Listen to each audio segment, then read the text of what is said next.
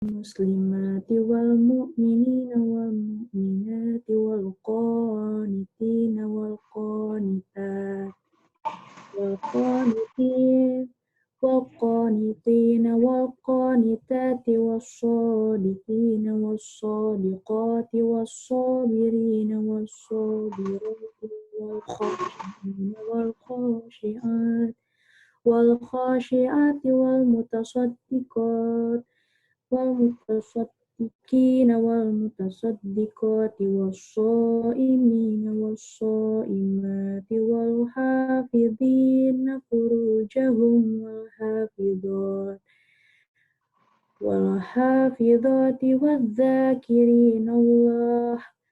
والذاكرين الله كثيرا والذاكرات أعد الله لهم مغفرة وأجرا عظيما. Dengan menyebut Allah yang Maha Pengasih lagi Maha Penyayang, aku berlindung dari godaan setan yang terkutuk.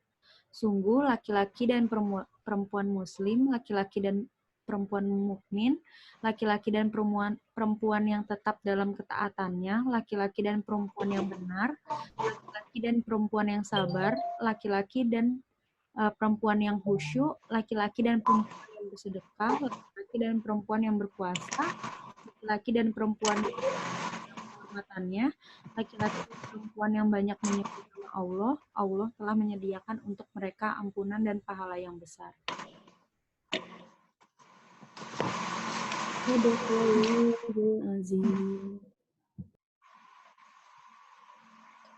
Maha benar Allah dengan segala firman-Nya.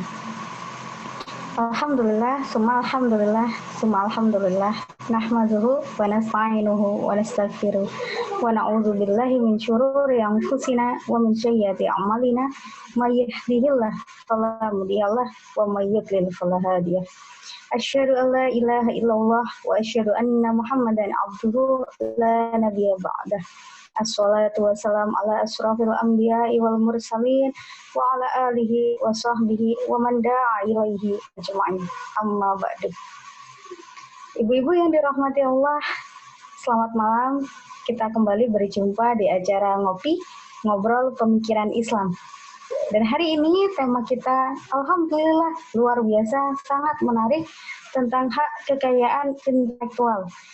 Sesuatu yang barangkali bagi teman-teman koas yang ada di sini masih asing, masih jarang terdengar, karena kita terbiasa dengan ilmu-ilmu kedokteran, anatomi, fisiologi, dan sebagainya. Tapi alhamdulillah, hari ini kita diperkenankan oleh Allah untuk menyeberang ke ranah-ranah yang tidak biasa kita pegang. Frans Johansson dalam bukunya Medici Effect menjelaskan bahwa era sekarang, ini adalah era di mana kita tidak boleh lagi berada pada satu bidang, tetapi harus menyeberang bidang. Menjadi polimath atau ahli dalam segala bidang merupakan sebuah keniscayaan. Kenapa? Karena kesuksesan ternyata bisa diraih bukan hanya dengan satu bidang, tapi ketika kita berhasil menyeberang bidang-bidang di luar batas bidang kita. Keluasan ilmu inilah yang dahulu pernah dicontohkan oleh Rasulullah dan para sahabat serta orang-orang yang mengikuti beliau. Di masa Khulafaur Rasyidin kita mengenal Umar bin Khattab, maksud saya, beliau adalah seorang ahli perang sekaligus ahli ibadah. Beliau adalah seorang mujtahid sekaligus mujahid. Orang yang ahli dalam fikih sekaligus ahli dalam strategi perang. Begitu pula pada masa khalifah-khalifah setelahnya, kita mengenal Ibnu Sina. Beliau adalah seorang dokter, tetapi juga beliau memahami ilmu astronomi, filsafat, dan sebagainya. Di masa pra-kemerdekaan, kita juga mengenal Dr. Sutomo. Siapa beliau? Beliau adalah seorang dokter yang berhasil mengatasi wabah pes di Jawa Timur, sekaligus merupakan ahli strategi perang melawan penjajah. Dan hari ini, alhamdulillah, kita teman-teman dari Fakultas Kedokteran diizinkan oleh Allah untuk membahas dua ilmu sekaligus. Pertama adalah ilmu tentang kekayaan intelektual, dan yang kedua adalah ilmu tentang Islam. Bagaimana Islam memandang kekayaan intelektual. telah hadir bersama kita dua orang pembicara yang luar biasa, Ibu Hajah Sri Utami. Selamat malam, Dokter. Dan Ibu Lulu Rizky. Selamat malam, Ibu Lulu. Baik, selamat malam. Assalamualaikum warahmatullahi wabarakatuh. Waalaikumsalam warahmatullahi wabarakatuh. Sebelum kita masuk, semuanya, tapi ini ada yang sedang koas, mahasiswa saya ya. Oh, Masya Allah, betul sekali ya. Hari ini juga hadir di tengah-tengah kita kepala sekolah dari TK di Pandan Valley, Salabenda, Ibu Lilis, dan beberapa orang lagi yang saya kenal. Oh, sudah live, baru aja live. Ini mahasiswa Ibu Utami semua berarti ya? Oh, saya harus satu persatu nanti bertanya, saya tidak berani mengklaim begitu. Menurut informasi dari media, audiens malam ini adalah mahasiswa beliau yang sedang bimbingan kedokteran forensik. Itu pertama, betulkah? Kemudian yang kedua, kolega-kolega beliau dari umum, dari bidang kajian mungkin ya, para dokter seperti itu menurut informasi. Betulkah bahwa di antara ini ada mahasiswa saya yang dulu pernah saya berikan kemampuan di bidang apa ya? Biokimia. Jangan sampai lupa sama dosennya ini ya, Bu. Betul. Angkatan berapa? Boleh saya tahu? Mungkin pas saya sedang S3. Angkatan 2016. Angkatan berapa? Boleh saya tahu? Angkatan 2016. Baik. Ya, 2016 berarti saya pernah mengampu Anda ya. Baik, terima kasih. Selamat ya. Dan lancar, berkah ya, sukses.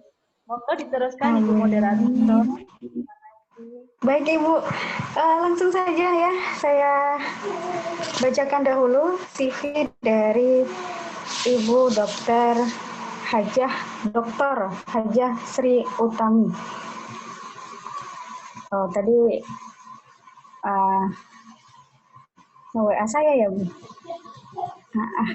Iya. Baik, beliau adalah Dr. Hajah Sri Utami, SSI, MSI, SH. Kelahiran Ponorogo, 19 Februari 1969.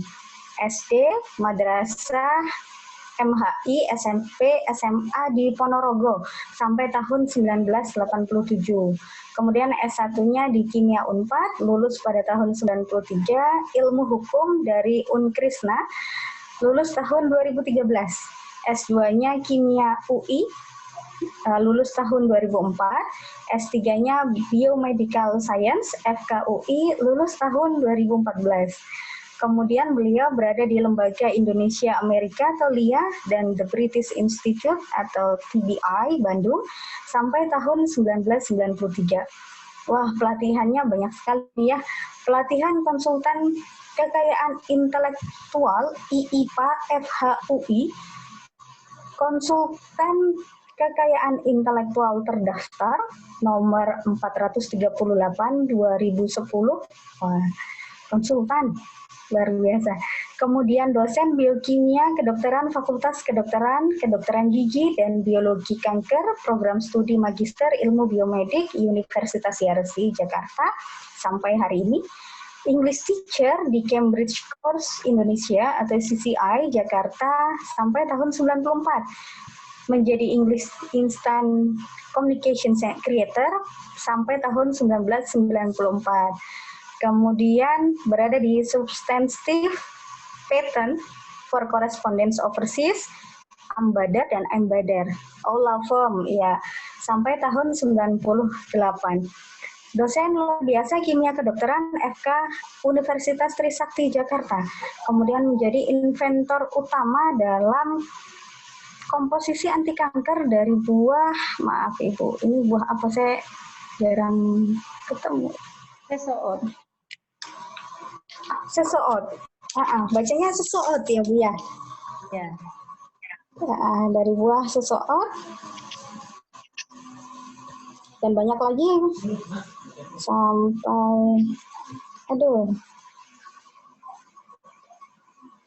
Pencipta pemegang HC, pemegang merek World Intellectual Property Organization atau WIPO Course 2020. Beliau sangat aktif dari tahun 87 itu tidak berhenti menjadi seorang pembelajar. Luar biasa sekali, karena sesuai dengan moto hidup beliau, pembelajar sepanjang hayat. Saya persilahkan kepada Ibu Hajah Sri Utami untuk memaparkan materi kekayaan intelektual hari ini. Baik, terima kasih Dr. Toreni. Salam kenal. Salam kenal, Ibu. Ibu moderator. Sebelumnya saya share screen terlebih dahulu ya, baru saya meneruskan pembicaraan saya supaya judulnya langsung tampak.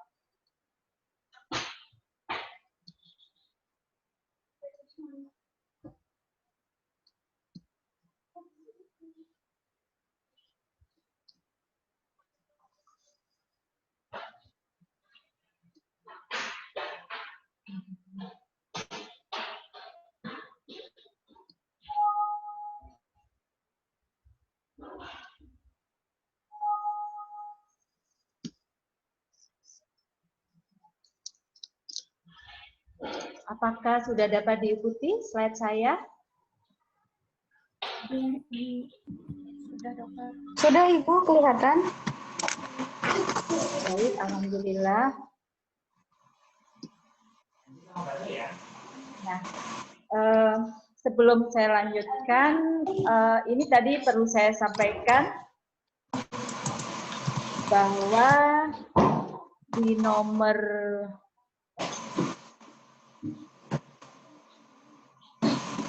lembaga, ini maaf ya double ya. Ini saya dulu kursus di LIA Bandung dan mendapatkan beasiswa di PBI, di mana para gurunya mereka adalah medis, dan di sini adalah HC itu maaf itu hak cipta tadi. Kemudian nomor 14 itu adalah paten yang diberikan oleh pihak negara dari salah satu ujung dari penelitian S3 saya dan kawan-kawan. Baik, sekarang sebelum saya mulai, saya akan memberikan membuka dengan doa terlebih dahulu. Izinkanlah saya ulangi lagi. Assalamualaikum warahmatullahi wabarakatuh. Selamat malam. Dan terima kasih atas waktu yang telah diberikan serta kesempatan yang diberikan kepada saya. Kemudian Dr. Ferial, saya tanya, ini saya selaku apa selaku dosen atau saya selaku konsultan di bidang KI? Terus dijawab oleh beliau adalah selaku konsultan di bidang KI, begitu, untuk memberikan sharing di bidang KI. Kemudian saya persiapkan lagi yang hubungannya dengan perlindungan vaksin. Nah, nanti juga ada yang di vaksin atau di bidang vaksin yang terkait dengan COVID-19. Begitu. Nah, saya tadi izin berdoa, saya berdoa terlebih dahulu ya. Bismillahirrahmanirrahim. Alhamdulillahilladzi hadana li hada wa ma kunna linahtadiya laula an hadanallah. Rabbi shrah li sadri wa yassir li amri wahlul 'uqdatam min lisani yafqahu qawli. Amin. Pertama kali, marilah kita menyampaikan rasa syukur kehadirat Allah Subhanahu wa taala sehingga sampai waktu ini, sampai malam ini kita masih diberi kesehatan, kita masih sehat walafiat, kita masih dapat beribadah karena kesehatan itu, dan bahkan kita lebih melaksanakan kegiatan yang lebih bermanfaat lagi insya Allah, karena seharusnya malam ini kita istirahat, tetapi kita masih mengkaji ilmu dari Allah Subhanahu wa taala. Dan yang kedua, sholawat serta salam marilah kita aturkan kepada Rasulullah Shallallahu Alaihi Wasallam yang telah membawa umatnya dari alam jahiliyah ke alam terang benderang. Kemudian yang ketiga, saya selalu mengajak untuk kita mengingat jasa-jasa orang yang telah berjasa kepada kita, semoga menjadi amal jariah. Amin. Nah, sebelum saya lanjutkan pembicaraan dan hubungannya dengan pelindungan vaksin, saya sampaikan bahwa ilmu tentang kekayaan intelektual atau IP atau intellectual property adalah hubungannya antara hukum dan ilmu di bidang eksakta, juga ilmu di bidang art atau seni ya. Di bidang eksakta antara lain bidang teknik ya, serta bidang sains yang lain, termasuk bidang kedokteran. Sebenarnya bukan berarti bidang eksakta saja, dengan hubungannya dengan bidang sosial yang lain pun juga ini ada di dalam kekayaan intelektual atau intellectual property yang dikaitkan sekali lagi dengan ilmu hukum. Jadi sebenarnya ilmu ini adalah kaitannya antara semua bidang ilmu dan bidang hukum. Ditambah hari ini menurut Dr. Feria ada ustadz yang atau ustazah yang mengkaji hubungan antara kekayaan intelektual dengan agama. Jadi itu bukan ranah saya, jadi tentunya ada bagian tersebut. Baik, saya mohon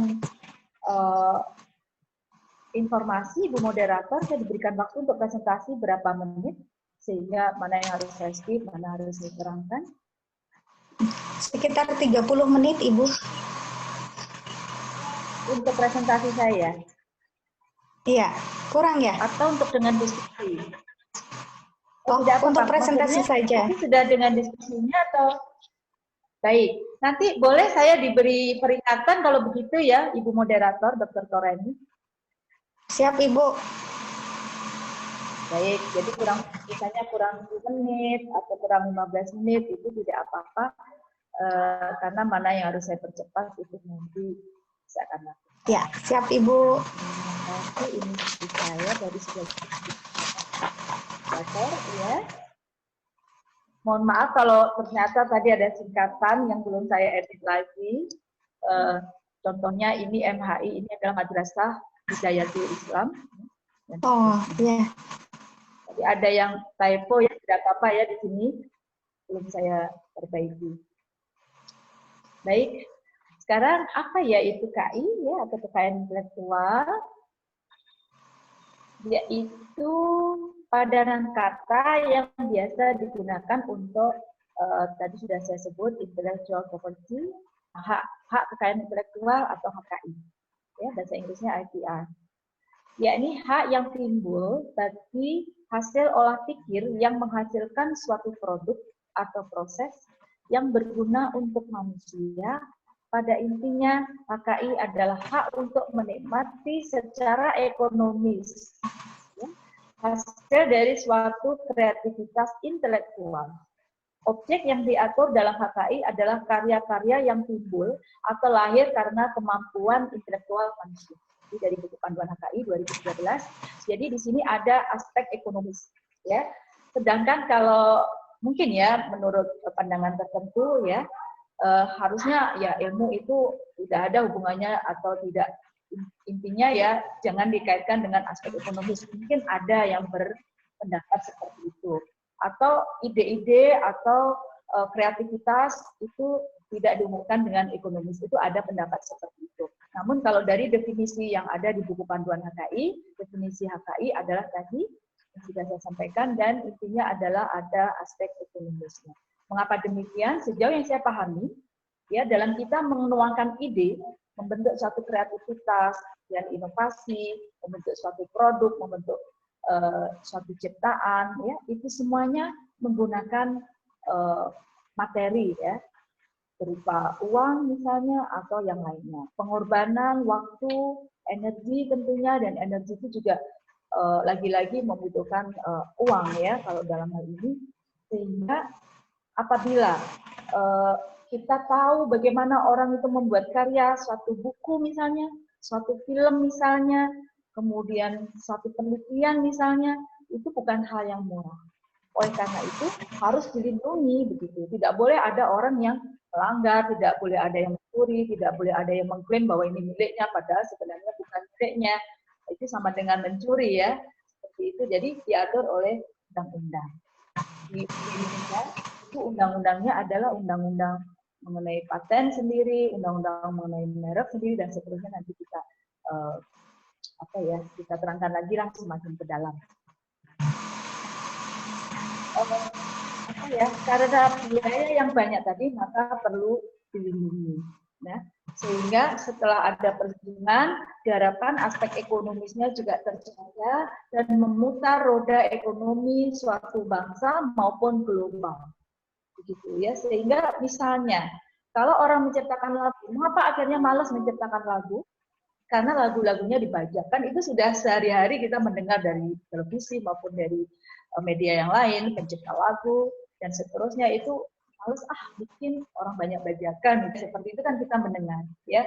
Sehingga kalau ada perlindungan dan ada penegakan hukum ya, kemudian masyarakat menghargai aspek kekayaan intelektual, maka pencipta lagu misalnya ataupun inovator yang lainnya itu semakin bergairah. Dan sekali lagi, gairah ekonomi itu tentu akan memutar roda ekonomi satu bangsa bahkan secara global. Itu harapannya. Sehingga kalau orang itu sudah roda ekonomi berputar, maka diharapkan satu kesejahteraan dan keadilan tentunya.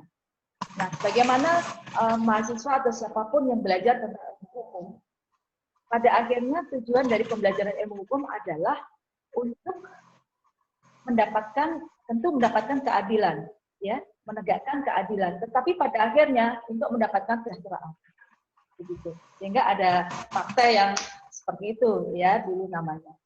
Jadi lagi-lagi sebenarnya kembali pada keadilan dan kesejahteraan. Baik, saya teruskan pada slide berikutnya.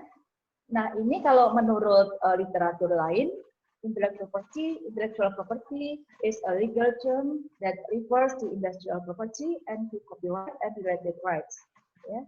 Ada juga yang mengatakan intellectual property very broadly means the legal rights which result from intellectual activity in the industrial, scientific, literary, and artistic fields. Kemudian literatur yang lain mengatakan a universal definition of intellectual property might begin by identifying it as non-physical property, which stems from, is identified as, and whose value is based upon some idea or ideas. Nah, di negara kita, institusi yang menangani bidang KI itu apa? Yaitu Direktorat Jenderal atau Dirjen Hak Cipta Paten Merek, ya. Kalau sekarang namanya DJKI atau Direktorat Jenderal Kekayaan Intelektual, di mana sebelumnya dikenal Direktorat Jenderal Hak Kekayaan Intelektual atau HKI, dan sebelumnya dikenal sebagai Direktorat Jenderal Hak Atas Kekayaan Intelektual atau HAKI, ya, di mana A-nya harusnya kecil, ini tadi typo. Dan sebelumnya disebut Direktorat Jenderal Hak Cipta Paten dan Merek atau HCPM, itu di bawah Kementerian Hukum dan HAM atau Hak Asasi Manusia. Kalau sekian puluh tahun yang lalu disebutnya Departemen Kehakiman. Ya. Nah, kekayaan yang kita punyai itu atau aset atau profesi, ya, itu ada yang kasat mata atau tangible, contohnya antara lain tanah, mobil, dan lain-lain, ya. Pasti saya nggak tahu ini ibu-ibu atau ada bapak juga, ya, pasti para hadirin lah, ya, saya sebut, pasti para hadirin lebih paham lah mengenai yang kekayaan yang kasat mata. Mungkin yang kita gunakan sehari-hari perhiasan emas misalnya dan lain-lain. Kemudian ada juga kekayaan yang tidak kasat mata atau intangible, yaitu KI itu, ya. Jadi mengapa kita sebut kekayaan, ya, kaya, ya, kata dasarnya, karena kalau kita memiliki KI, Anda tahu ada merek yang sangat besar. Mungkin harga mereknya itu kalau dihitung lebih mahal daripada aset pabriknya misalnya, ya kan? Atau aset modalnya misalnya. Ada di itu. Juga yang lainnya, rahasia dagang misalnya. Para hadirin tahu rahasia dagang dari resep-resep masakan fried chicken misalnya, atau drink yang begitu dahsyat besarnya di seluruh dunia ini. Bisa bayangkan bahwa aset intangible-nya, aset bidang kekayaan intelektualnya, kemungkinan besar itu lebih tinggi daripada aset bidang yang tangible, misalnya pabrik, tanah, mobil, dan lain-lain. Kemudian kekayaan intelektual atau intellectual property itu apa saja cakupannya, yaitu antara lain copyright and industrial property. Ya, jadi hak cipta, copyright, dan industrial property atau kekayaan industri. Nah, untuk copyright itu di sini atau saya sebut di sini sebagai hak cipta, namun juga ada juga hak yang terkait di dalam hak cipta. Ya. Antara lain performing right atau hak yang berhubungan dengan satu perform misalnya seperti itu. Ya.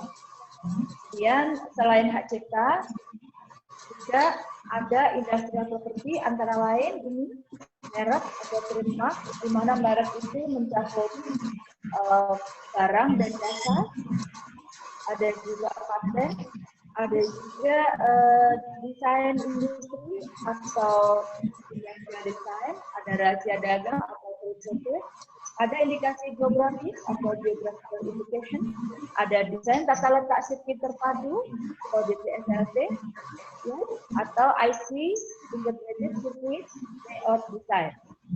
Kemudian ada perlindungan varietas tanaman atau PVP atau Plant Variety Protection. Nah, ini di bawah Kementerian Pertanian. Jadi bukan di bawah DJKI Kemenkumham tadi, ya. Dan saya belum pernah mengikuti pelatihan di bidang nomor 8 ini atau perlindungan varietas tanaman. Jadi saya bukan konsultan yang sampai hari ini bukan di bidang itu.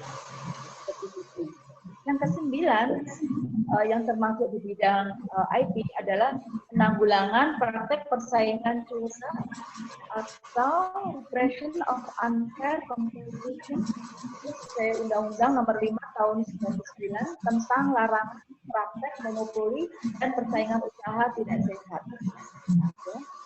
Itu di bawah Komisi Pengawas Persaingan Usaha. Ya, yang di bawah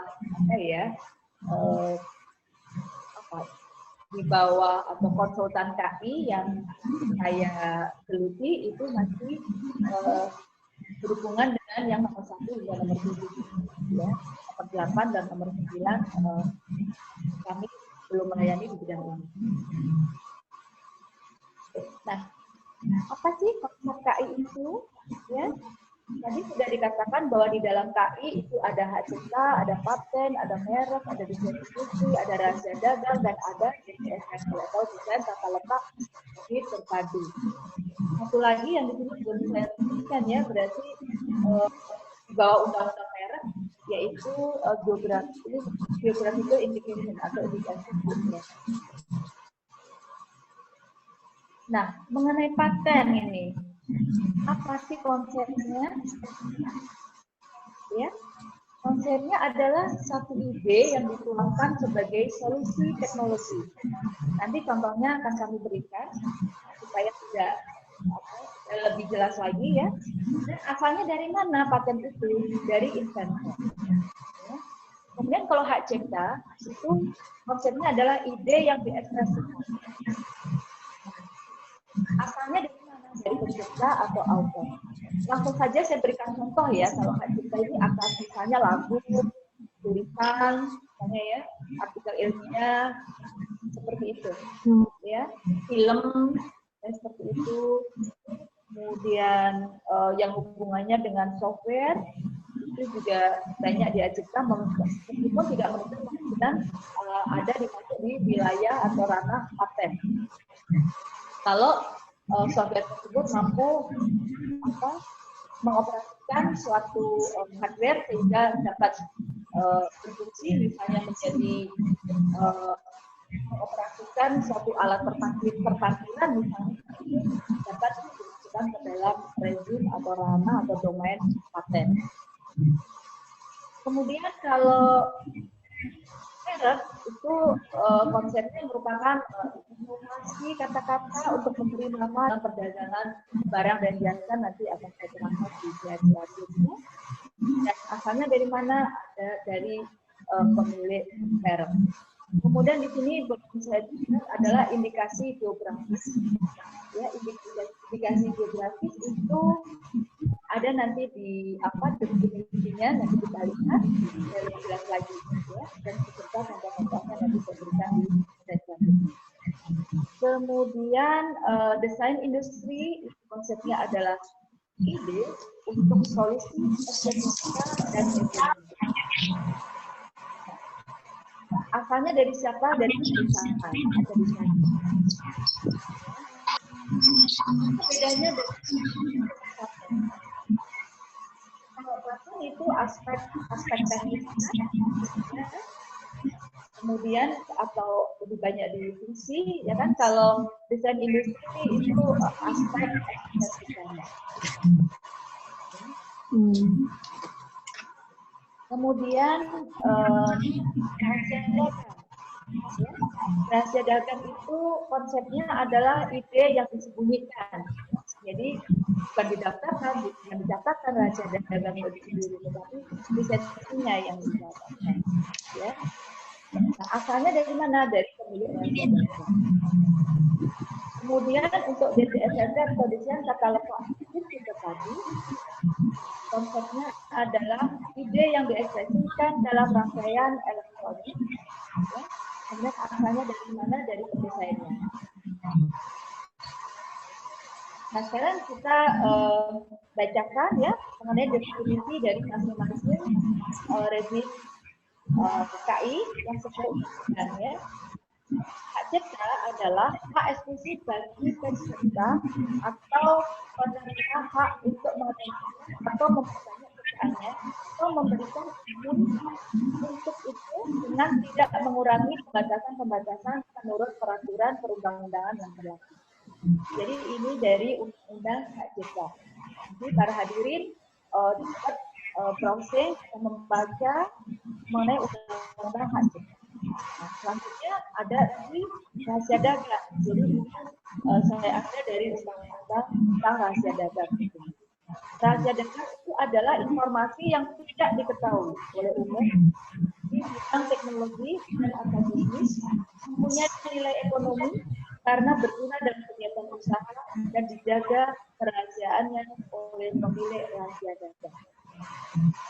Jadi rahasia dagang contoh yang dahsyat ya, yang sangat besar yang kita kenal adalah resep atau resep dari masakan fried chicken misalnya, ya, mungkin juga pizza misalnya, mungkin juga burger misalnya, mungkin juga soft drink misalnya, berbagai soft drink tentunya tidak sebutkan mereknya dan pasti publik tahu itu, dan saya tidak boleh ya menyebutkan mereknya, tetapi punya tahu. Kalau nanti tidak tahu boleh bertanya, ya. Itu ada rahasia dagang. Jadi ranah rahasia dagang dengan ranah angket itu hal yang berbeda. Ya. Kemudian rahasia dagang ini dapat dimiliki selamanya ya, dapat diwariskan. Kalau tadi hak cipta itu ada batasan waktu, ya perlindungannya. Misalnya hak cipta atas waktu itu selama umur sampai plus 7 tahun setelah meninggal. Tentunya setelah meninggal dimiliki oleh waris ya, yang sesuai undang-undang. Nah, kalau untuk badan hukum itu plusnya tadi 50 tahun. Jadi seumur penciptanya plus 50 tahun setelah kita meninggal.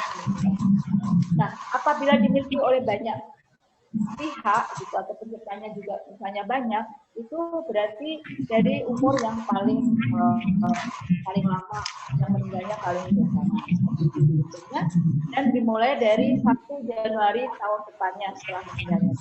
Itu cara menghitung masa perlindungan hak cipta. Kemudian paten definisinya adalah hak eksklusif yang diberikan oleh negara kepada investor atas hasil investasinya di bidang teknologi yang untuk selama waktu tertentu melaksanakan investasi tersebut atau memberikan persetujuannya kepada pihak lain untuk melaksanakannya. Jadi kalau satu invensi itu misalnya saya punya dan kawan-kawan punya atau Yarji punya dan dipaksakan oleh sendiri, jadi itu diberikan oleh undang-undang tadi, ataupun dapat dilaksanakan oleh pihak lain sesuai tujuannya misalnya, dan masanya berapa ini selama waktu tertentu. Kalau paten itu waktunya perlindungannya 10 tahun, ya, dimulai dari tanggal penerimaan atau validir di Indonesia. Ya. Kemudian apa namanya, untuk paten yang sederhana itu 10 tahun, di mana masing-masing tahun itu ada namanya patent maintenance fee atau biaya pemeliharaan paten. Ya. Kalau untuk paten sederhana ya 10 tahun, kalau yang paten 20 tahun ya sesuai masa penelitian. Namun untuk masa penelitian dan penelitian itu ada masa di mana fee atau tugas dan maintenance fee. Ya. Nah, jika kalau misalnya belum dapat dokumentasi, kita dapat surat yang menunjukkan bahwa kita belum berhasil dokumentasi, sehingga dapat dapat diajukan untuk tidak membayar patent maintenance fee misalnya, itu baru dicoba diajukan kepada direktorat paten misalnya. Nanti masalah di ACC atau tidak ya wewenangnya direktorat atau direktur paten ya, ini misalnya ya terkait dengan paten.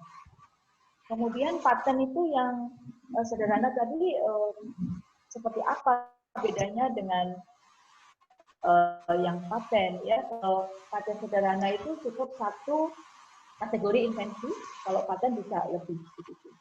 Ya. Kemudian paten itu juga berlaku bagi apa? Ada cakupan paten itu apa? Antara lain metode, proses, dan produknya.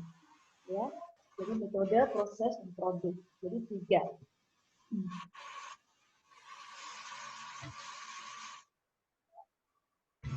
Baik.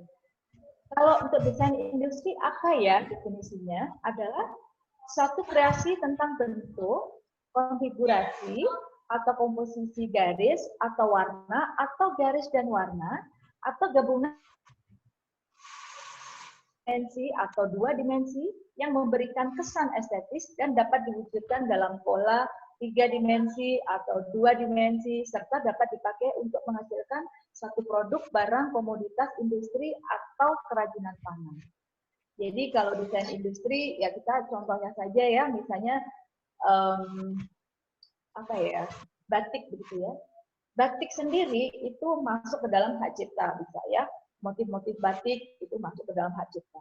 Tapi di mana desain industrinya? Nah, apabila kain batik, ya bahan batik yang berbatik itu sudah kita potong-potong, lalu kita bentuk kerudung misalnya, nah itu sudah merupakan desain industri. Desainnya siapa? Misalnya desainnya Dr. Torino misalnya. Ya, desain yang sangat-sangat terkenal ya di seluruh dunia maupun di Indonesia itu harus mendapatkan desain atau hak atau perlindungan desain industri yang dilindungi selama 10 tahun. Ya, dapat juga misalnya bentuk kerudung, scarf, baju, ya, atau desain sepatu, misalnya seperti itu. Ya, dari batik saja itu dapat didesain segala macam. Bisa dengan guntingan kunci, gantungan kunci, bisa untuk tas, dompet, dan lain-lain ya. Pasti kreator-kreator atau pendesain itu sangat kreatif, sangat banyak desainnya yang mereka tentu paham. Gitu, ya. Kemudian kita masuk ke ranah merek. Merek adalah tanda yang berupa gambar, nama, kata, huruf-huruf, ya, angka-angka, susunan warna, atau kombinasi dari unsur-unsur tersebut yang memiliki daya pembeda dan digunakan dalam kegiatan perdagangan barang atau jasa. Jadi harus punya daya beda. Jadi tidak boleh dompleng-dompleng yang mirip-mirip, tidak boleh. Ya, itu disebutnya etiket yang tidak baik. Juga tidak boleh kita sama dengan merek yang terkenal misalnya. Juga tidak boleh yang menyalahi atau melanggar ketertiban suatu negara misalnya. Jadi ada ketentuan-ketentuan kapan merek itu diterima, yang seperti apa dan yang seperti apa ditolak. Begitu juga dengan paten dan lain-lain. Ya, tentu yang mana yang diperbolehkan oleh negara, yang diterima dan mana yang ditolak itu ada ketentuannya. Baik. Ada merek di bidang dagang, ya, antara lain merek yang definisinya yaitu merek yang digunakan pada barang yang diperdagangkan oleh seseorang atau beberapa orang secara bersama-sama atau badan hukum untuk membedakan dengan barang-barang sejenis lainnya. Nah, kalau merek dagang akan lebih jelas kalau kita bandingkan dengan merek jasa, misalnya seperti ini. Ya, merek jasa adalah merek yang digunakan pada jasa yang diperdagangkan oleh seseorang atau beberapa orang secara bersama-sama atau badan hukum untuk membedakan dengan jasa sejenis lainnya. Jadi contoh ya, kalau jasa itu antara lain jasa kecantikan, nah itu jasa. Tapi kalau yang disebut produknya atau merek dagangnya, yaitu barang-barangnya itu barang di bidang kecantikan. Jadi kelasnya sudah berbeda. Jadi di dalam merek nanti dikenal klasifikasi merek, nanti akan saya jelaskan di slide selanjutnya. Ya, jadi harap para hadirin pahami bahwa merek dagang dengan merek jasa itu berbeda. Ya. Nah, di dunia kedokteran contohnya itu merek jasa mungkin nama klinik, ya, nama kliniknya apa, klinik Gading Kacang apa misalnya, Merdeka misalnya, ya kan? Kemudian klinik tersebut juga punya produk-produk begitu ya, produk-produk misalnya herbal medicine atau produk kecantikan, nah, itu juga di merek itu sendiri dan masuk ke dalam definisi merek dagang. Nah, indikasi geografis adalah ini masih di bawah undang-undang merek ya. Jadi indikasi geografis undang-undangnya sama dengan undang-undang merek. Kalau tadi undang-undang desain industri itu tersendiri dan undang-undang paten juga tersendiri. Ya. Undang-undang rahasia dagang juga tersendiri dan undang-undang hak cipta juga tersendiri.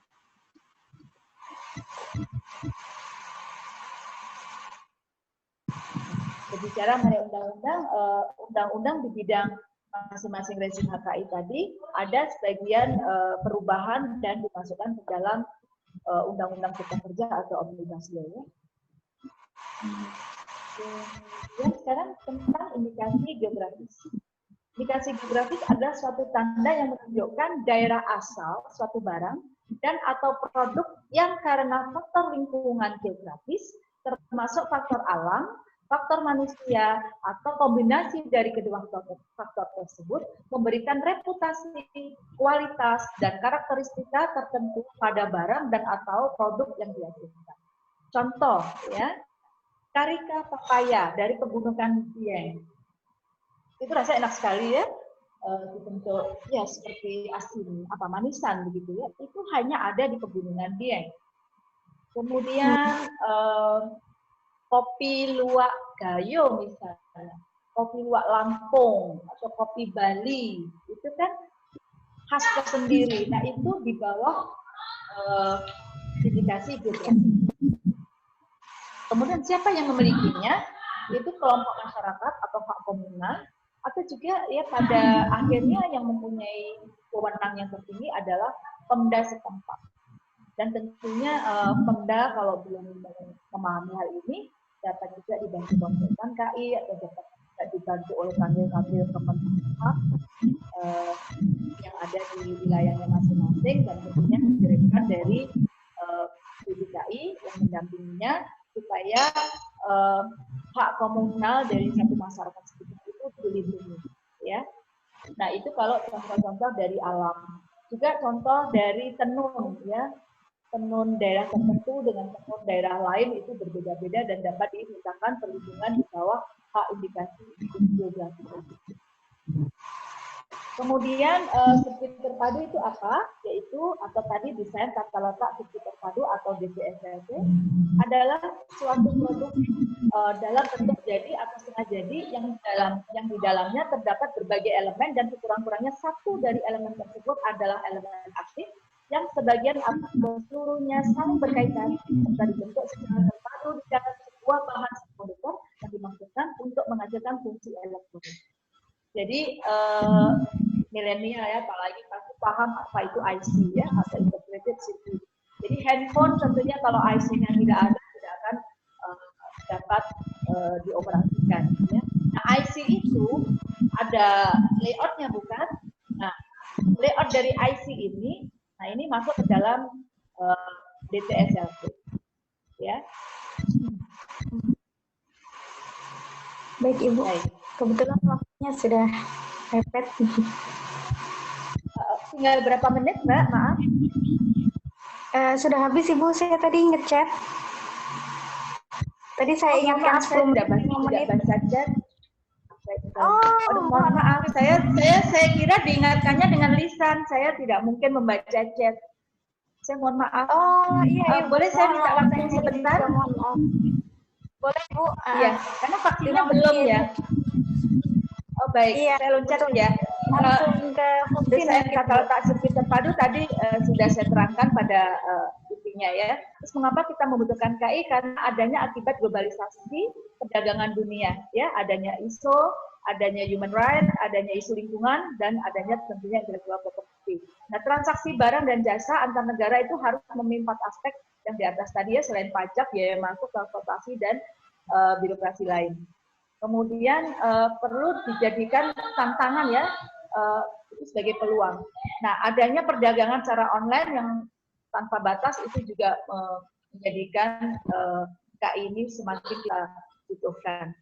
Nah, tadi sudah saya sebutkan, ini contoh ya, supaya para milenial itu mengingat bahwa televisi itu ada yang bentuknya seperti ini ya. Jadi patennya itu pasti banyak di televisi itu, dari remote controlnya dan seterusnya yang ada di dalamnya ya. Bahkan mungkin layar-layarnya, bahan-bahannya ini juga banyak patennya ya. Jadi bisa jadi ratusan ya, atau tak terhingga ya, yang kita juga tidak tahu, banyak sekali tentunya. Nah, apa itu trademark atau mereknya disebut contohnya Sony misalnya. Kalau bagaimana industrial desainnya ya, desainnya seperti ini tadi sudah saya terangkan, bagaimana pelindungan material dan macam. Ini kalau untuk di bidang farmasi dan kesehatan obat ya, sekitar saja sudah dapat dimengerti. Nah, untuk merek yang hubungannya dengan vaksin ya. Karena vaksin ini yang akhir-akhir ini kita butuhkan adalah vaksin untuk COVID-19, tetapi di dalam hubungannya dengan merek itu kita tidak dapat mengetahui apakah vaksin yang dimintakan perlindungan merek adalah COVID-19 atau bukan. Nah, ini yang ada adalah contoh Sinovac, itu ada sejumlah 9 merek, ini artinya bisa kelasnya totalnya 9 lah intinya. Ada di berbagai negara misalnya seperti itu. Nah, negara pemegang mereknya Cina dan seterusnya. Ini merek-merek yang lain ya.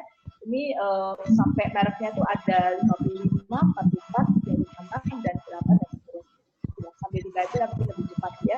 Nah, ini contoh dari global brand. Kalau tadi 9 ya, ini di mana saja 9 itu.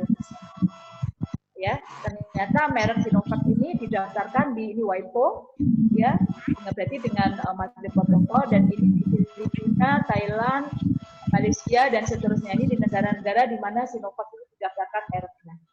Ya, bahwa mereknya itu sudah diterima atau tidak, sudah dapat sertifikatnya atau tidak, kita belum tahu. Tetapi yang di Indonesia ini D00-2004 013602 ini tadi saya lihat, kami lihat ini ditarik kembali ya, tetapi buktinya sedang proses. Artinya di Indonesia juga belum ada gitu ya, dan seterusnya. Yang merek Zeneca tadi ada berapa ya, 55. Nah, ini juga di Indonesia belum ada yang kategori atau kelasnya, kelas vaksin itu kelas 5, itu termasuk kelas 5. Kemudian Zeneca ya, Moderna tadi ada berapa ya? Ada 44, dan di Indonesia juga tidak ada, dan seterusnya juga. Pfizer pun demikian, sama dengan jumlah yang tadi sudah ada di tabel, dan Novavax. Ya, kemudian apa sih kelas merek? Itu ada 45 kelas merek di bidang jasa dan barang.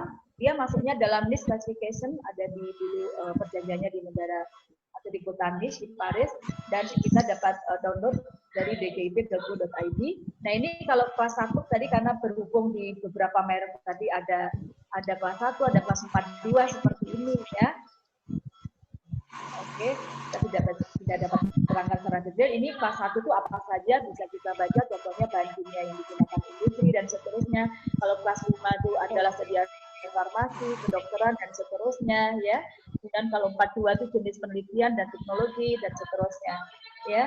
Sekarang kalau paten yang terkait dengan COVID-19 ini kalau dan kita lihat dari tabel yang terbanyak adalah di Cina ya. kemudian Korea, Australia, dan seterusnya sesuai tabel ini. Ya. Artinya yang bisa memproduksi Kemudian hanya di negara-negara dalam- ini.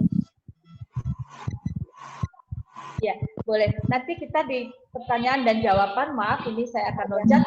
Di dalam vaksin ada apa? Ada antigen, ada stabilizer, ada adjuvan, ada antibiotik, ada preservatif atau pengawet, dan itu semua dapat masing-masing dapat dipatenkan begitu, ya. Bahkan masing-masing itu tadi patennya bisa banyak.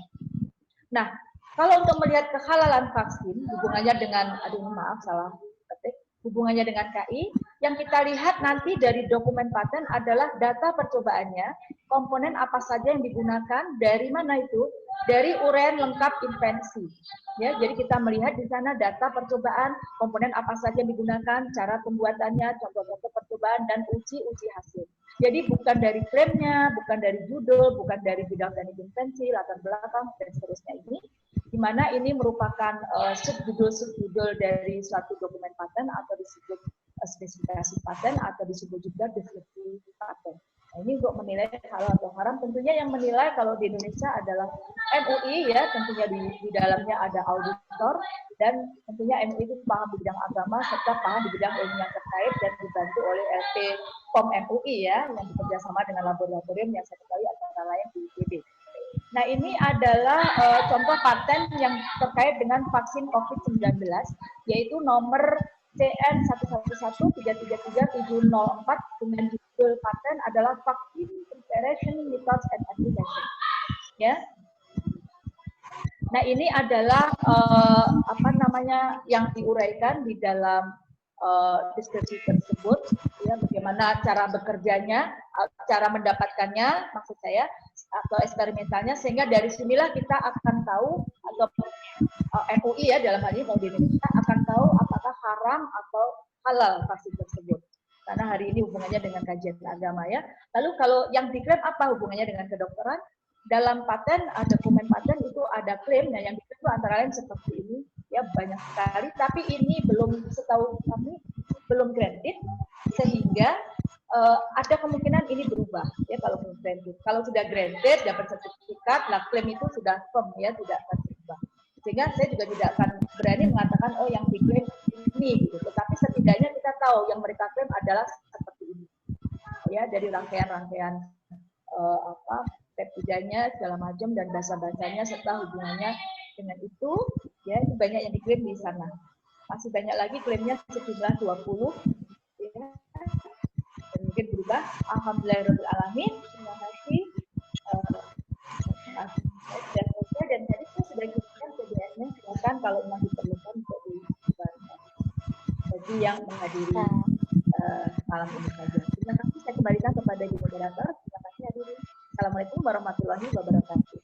Saya akan tutup. Waalaikumsalam. Terima kasih Ibu, luar biasa sekali pemaparan materi yang sangat jelas. Dan saya sebenarnya pengen sekali mendengarkan lebih panjang dari Ibu Utami, tapi apa daya karena jam 21.40 harus kita akhiri kajian kita, maka kita cukupkan dulu sampai di sini. Ini menarik sekali sebetulnya materinya. Ya, kita lanjut dulu ya Ibu ke pemateri yang kedua, baru kita lakukan seksi tanya jawab. Nah, pemateri kedua kita sudah hadir di tengah-tengah kita, menyimak dari awal, Ibu Lulu Rizky Esos MSI. Beliau adalah seorang ibu yang luar biasa, pengelola sekolah tahfidz Khair Ummah homeschooling terbaik, salah satu yang terbaik di Indonesia, di Jakarta Pusat.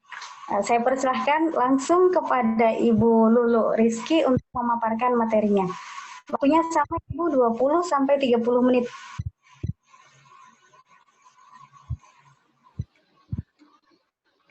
Assalamualaikum warahmatullahi wabarakatuh. Terima kasih atas kesempatannya Mbak Reni. Bu Dr. Reni, ya. Alhamdulillah. Sebentar sekaligus saya share screen ya.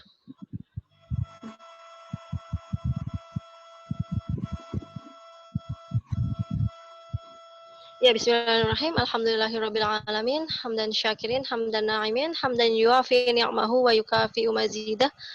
Ya Rabbana lakal hamdu wa lakal syukru kama yanbaghi li jalali wajhikal karim wa 'azimi sultanik. Allahumma shalli wa sallim wa barik ala sayyidina Muhammad wa ala alihi wa ashabihi wa man tabi'ihi bi ihsanin ila yaumiddin. Yang saya hormati Ibu Dr. Sri Utami. Salam kenal Ibu. Alhamdulillah bisa berjumpa dalam forum ini. Terima kasih atas ilmunya ya, yang begitu dahsyat ya. Baik, sama-sama Dari Ustazah, salam pengalamannya luar kenal biasa. kembali.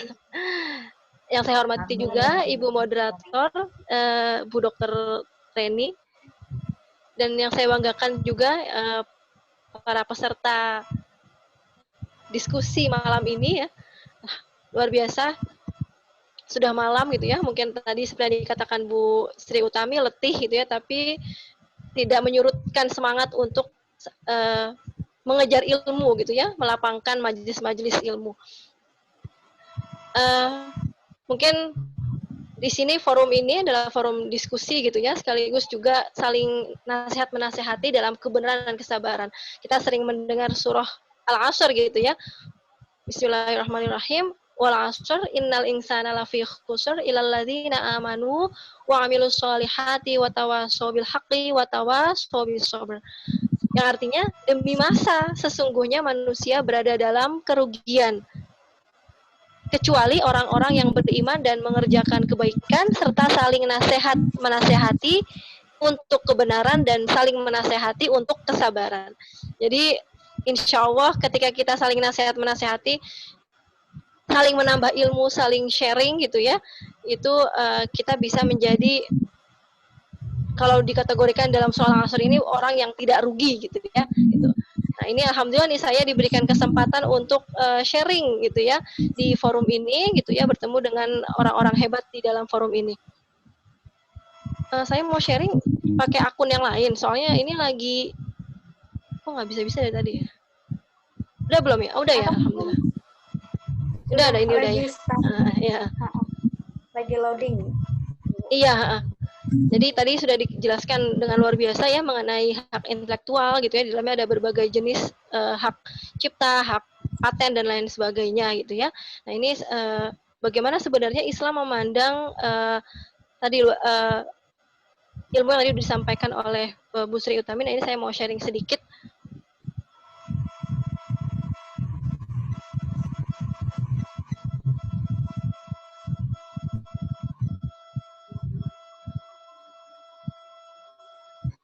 Barangkali bisa di slideshow, Ibu Ustazah, karena tidak terlihat di sini. Kelihatan nggak ya Mbak ya? Bu Reni, Dokter Reni? Iya.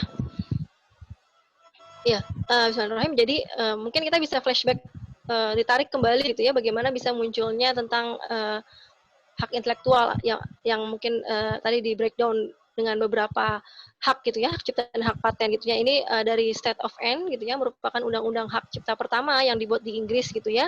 Lalu tapi kemudian hak perundang-undangan yang berkaitan dengan hak cipta ini belum terkoordinasi pada tingkat internasional gitu ya pada abad ke-19 gitu ya. Nah, terus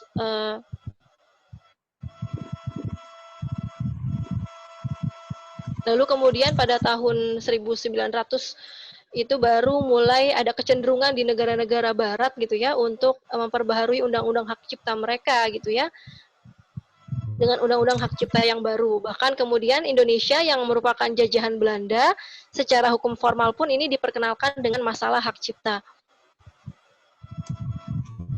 Jadi memang hak cipta ini banyak berkaitan dengan munculnya ini ya, media cetak gitu ya. Jadi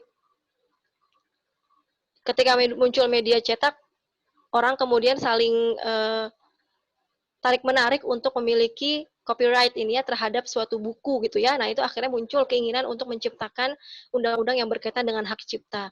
Nah, di Indonesia sendiri seiring dengan kemajuan dan menyadari kekayaan seni dan budaya, akhirnya pemerintah merasa perlu adanya pengembangan kemampuan intelektual masyarakat dan ini membutuhkan perlindungan yang memadai, sehingga muncul Undang-Undang tahun 2014 tentang hak intelektual. Nah, ini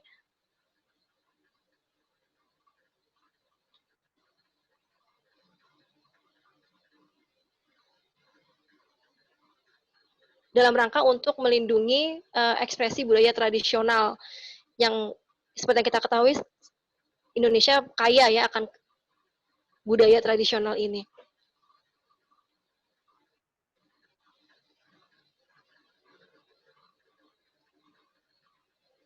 Halo, Assalamualaikum. Waalaikumsalam, kedengaran Ibu? Oh iya. Iya, lalu bagaimana sebenarnya Islam memandang hak cipta gitu ya. Jadi sebenarnya yang perlu kita pahami terlebih dahulu gitu ya, bahwa saat ini memang hak paten ini bukan hak paten dan hak cipta dan lain sebagainya ini memang bukan ide yang berasal dari Islam gitu ya, tapi ini berasal dari ideologi kapitalis gitu ya. Jadi memang bagaimana undang-undang tentang perlindungan kekayaan intelektual ini merupakan salah satu cara gitu ya, ya bisa dikatakan lewat WTO-nya gitu ya, lewat World Trade Organization gitu ya, sehingga World Trade Organization juga punya WIPO gitu ya, World Intellectual Property Organization gitu ya. Nah, terus kemudian dari sini berusaha untuk mensyaratkan bagi negara-negara yang ada di bawah WTO gitu ya, untuk membuat undang-undang untuk melindungi hak kekayaan intelektual gitu. Nah, hak paten ini sendiri tadi syarat dengan pemahaman-pemahaman sekuler gitu ya, yang bukan berasal dari Islam gitu, sehingga terkadang memang ada hal-hal yang tidak bisa sejalan gitu. Nah, kalau seandainya mau kita lihat karya cipta itu kan sebenarnya pemikiran atau pengetahuan yang ditemukan seseorang dan belum ditemukan oleh orang lain sebelumnya. Nah, ini bagian terpenting dari karya cipta ini adalah pengetahuan yang bisa dimanfaatkan dalam perindustrian atau mungkin dalam berbagai bidang ya, industri dalam berbagai bidang termasuk mungkin pertanian gitu ya, kesehatan. Nah, ini dalam hal produksi maupun barang dan jasa. Nah, ini permasalahannya dalam hal ini gitu ya, banyak orang gitu ya yang menganggap gitu ya, yang mungkin orang kapitalis ini menganggap pengetahuan individu ini adalah sebagai harta yang boleh dimiliki gitu ya. Sedangkan gitu ya, bagi orang lain yang mengajarkan atau mempelajari pengetahuannya tersebut itu kemudian dilarang memanfaatkannya kecuali izin memegang mempelajari pengetahuan tersebut gitu ya. Namun dilarang untuk memanfaatkan lebih jauh dari ini ya, dari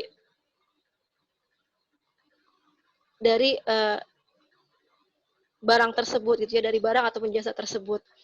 Nah, Islam sendiri itu mengatur bahwa kepemilikan individu gitu ya, dalam suatu pandangan bahwa kepemilikan itu adalah penampakan dari horizah bako gitu ya, dari naluri mempertahankan diri.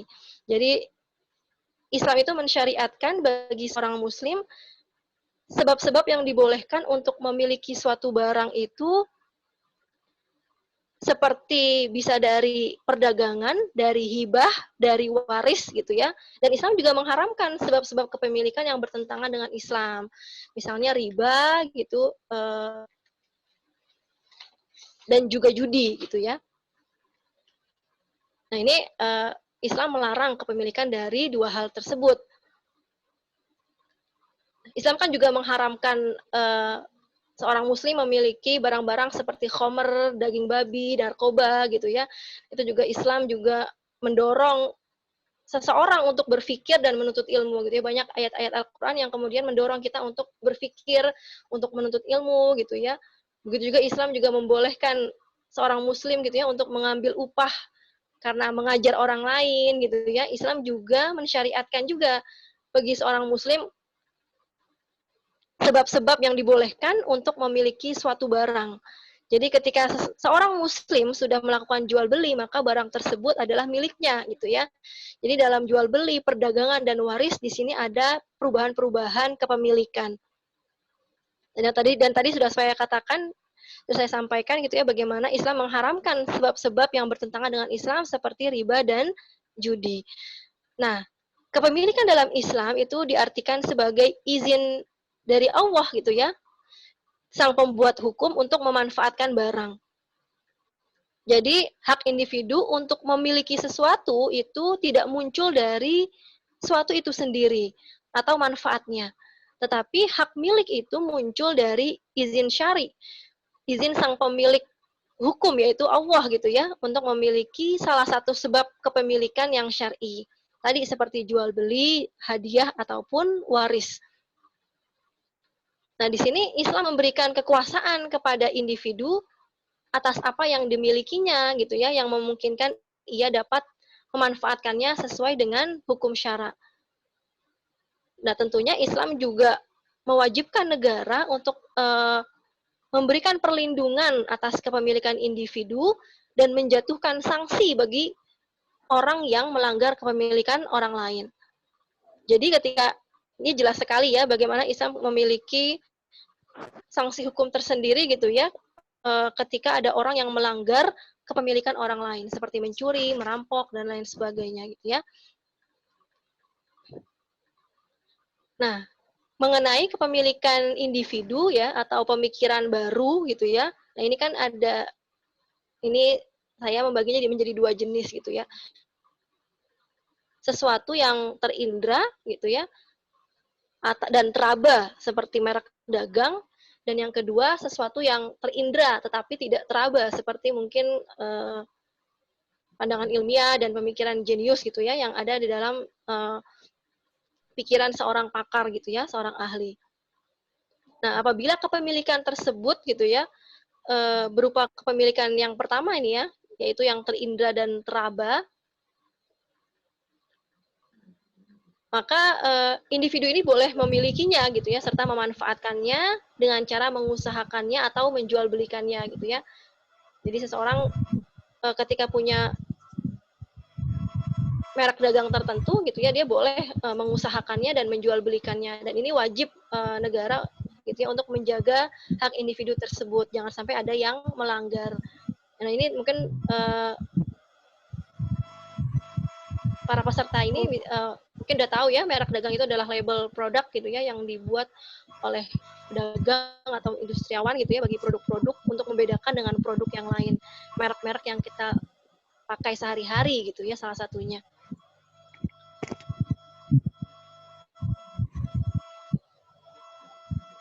Nah, berikutnya gitu ya,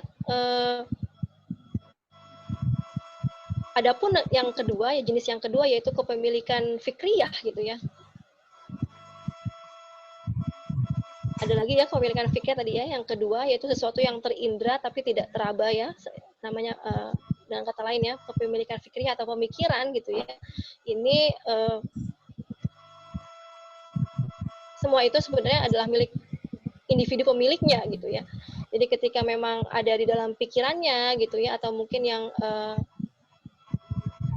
ada di pikirannya ini yang belum dijewantahkan ke dalam kertas ataupun ke dalam rekaman dan lain, atau flash disk dan lain sebagainya, dia belum dijewantahkan kepada sesuatu yang real gitu ya, ia boleh menjual atau mengajarkannya kepada orang lain gitu ya. Di sini maksudnya menjual itu ya mengajarkannya gitu, karena ketika kita mengajar itu kan kita mendapatkan ijarah gitu ya, kita mendapatkan gaji gitu kan ya. Nah, ini maksudnya menjual atau mengajarkan kepada orang lain. Nah, di situ dihalalkan ya di dalam Islam untuk menjual tadi fikriyah tadi itu, pemikiran itu.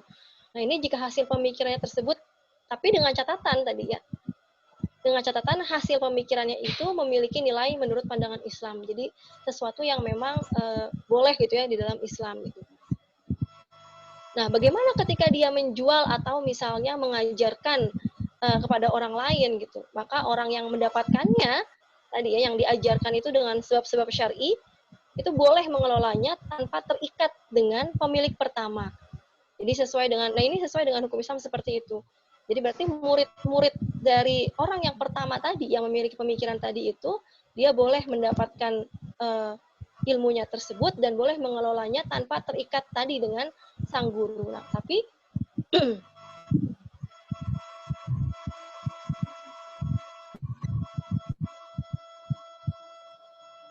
Jadi murid-muridnya ini boleh memanfaatkan ide-ide tersebut gitu ya dengan cara menjualnya ataupun mengajarkan kepada orang lain kan gitu. Nah ini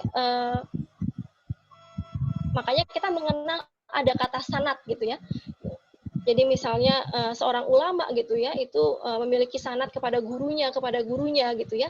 Nah akhirnya dia dari situ kita bisa melihat bahwa dalam konteks keislaman gitu ya, dalam ilmu keislaman gitu ya, bahwa seseorang yang mempelajari ilmu dia akan tahu bahwa ilmu ini berasal dari pemikiran siapa gitu. Karena meskipun boleh untuk memanfaatkan bahkan kemudian menjual gitu ya, mengajarkannya kepada orang lain gitu ya, memanfaatkan pemikiran sang guru atau orang yang pertama mengeluarkan ini, tapi ia tidak boleh mengatasnamakan, menasabkan pemikiran tersebut gitu ya, sebab pengatasnamaan ini gitu ya kepada pemiliknya ini adalah kedustaan dan penipuan gitu ya, dan ini diharamkan oleh syara gitu ya, diharamkan oleh Allah gitu. Karena itu sebenarnya perlindungan atas kepemilikan fikriyah gitu ya itu merupakan hak yang bersifat bisa dikatakan hak yang bersifat maknawi gitu. Jadi hakikatnya jadi sebenarnya bisa dikatakan hak maknawi ini digunakan untuk meraih nilai akhlak gitu ya. Nah, Ibu Rahimakumullah ini bagi seorang peneliti atau penemu yang menghasilkan berbagai karya penemuan gitu ya, syariat Islam sebenarnya memberikan 5 hak syariah sebagai berikut. Yang pertama adalah hak al-ba'i, yaitu peneliti itu berhak memperdagangkan hasil penelitiannya itu dalam skala industri. Yang kedua itu ada hak an-nisbah gitu ya, yaitu peneliti diberi hak penisbatan dalam pengertian karya atau penemuan ilmiah hanya dihubungkan dengan si peneliti saja sebagai penggagas gitu ya, atau penemunya gitu yang tidak boleh diklaim sebagai penemuan oleh pihak lain. Yang ketiga adalah hak at-ta'dil, yaitu peneliti diberi hak untuk melakukan revisi atas karyanya itu dan tidak dibolehkan ada pihak lain yang merevisinya. Yang keempat adalah hak man'u at-taghyir, yaitu peneliti berhak melarang pihak lain untuk mengubah hasil penemuannya. Yang kelima adalah hak as-sahab, yaitu hak peneliti untuk penarikan karyanya yang telah beredar dengan memberikan ganti rugi kepada pihak yang dirugikan.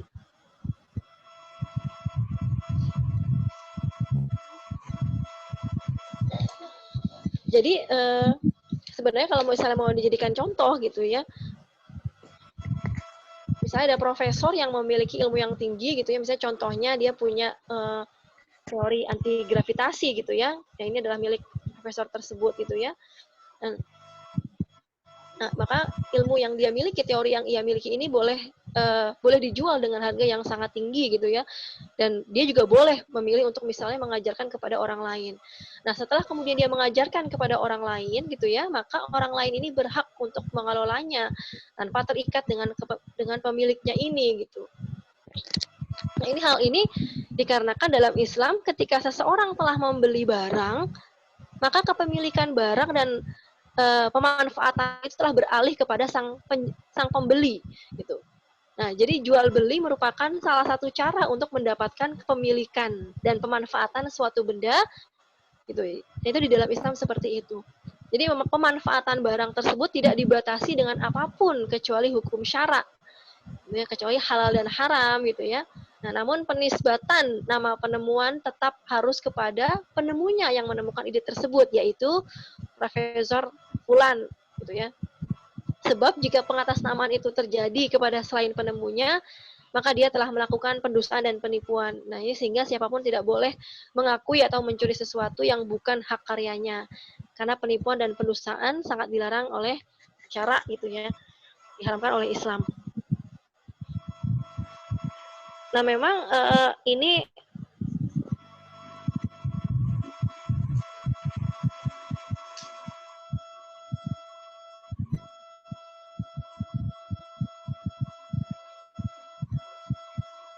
jadi sebenarnya kalau misalnya mau dilihat lebih lanjut gitu ya, jadi memang syariah ini tidak hanya memperhatikan kepentingan penelitinya atau penemunya gitu ya, namun juga memperhatikan kepentingan dari pihak yang telah memanfaatkan hasil penelitian atau penemuan gitu ya.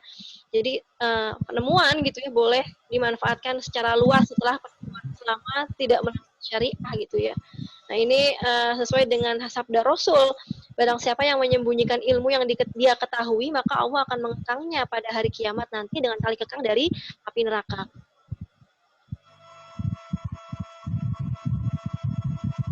Nah mungkin ini lebih lanjut dipercepat aja ya. Nah jadi sehingga jangan sampai kemudian yang difokuskan tadi sudah disinggung ya sama pembicara pertama gitu ya, bahwa jangan sampai nilai materi saja yang menjadi tolak ukur gitu ya, tapi mengabaikan nilai-nilai ruhiyah gitu ya. Nah lalu bagaimana ketika sekarang gitu hukum yang dijalankan gitu ya, ini hukum positif yang ada kemudian bagaimana gitu. Nah ini ketika bertentangan dengan syara gitu ya, dengan syariat Islam gitu ya, nah ini sebenarnya batil gitu ya akadnya gitu ya, karena Rasul pernah bersabda gitu, siapa saja yang mensyaratkan suatu syarat yang tidak terdapat dalam Al-Quran, maka persyaratannya batil gitu. Nah tapi kan tadi ya seperti yang disinggung oleh pembicara pertama gitu ya, oleh Ibu Dr. Sri Utami gitu ya, bagaimana kemudian manfaat ekonomi bagi penemu gitu ya, karena kan penemu telah mencurahkan tenaga pikiran dan dana yang besar. Nah ini sebenarnya karena sistem kapitalis gitu ya, jadi negara hanya berperan sebagai regulator, jadi negara tidak berkewajiban untuk memberikan kompensasi materi secara langsung gitu ya. Sehingga padahal gitu ya, sudah selayaknya negara memberikan kompensasi yang besar gitu ya kepada sang penemu gitu.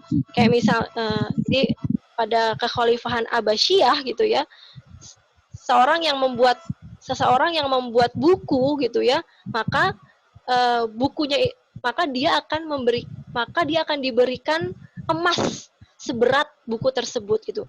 Ini pernah diberikan kepada Hunain bin Ishaq gitu ya oleh Khalifah Al-Ma'mun pada masa kekhalifahan Abbasiyah. Jadi peran negara bukan hanya menjaga hak intelektualnya gitu ya, hak ciptanya ini dengan undang-undang, tapi langsung memberikan kompensasi kepada para penemu dengan begitu besar, sehingga hak materi ini tetap didapatkan oleh para penemu, dan kemudian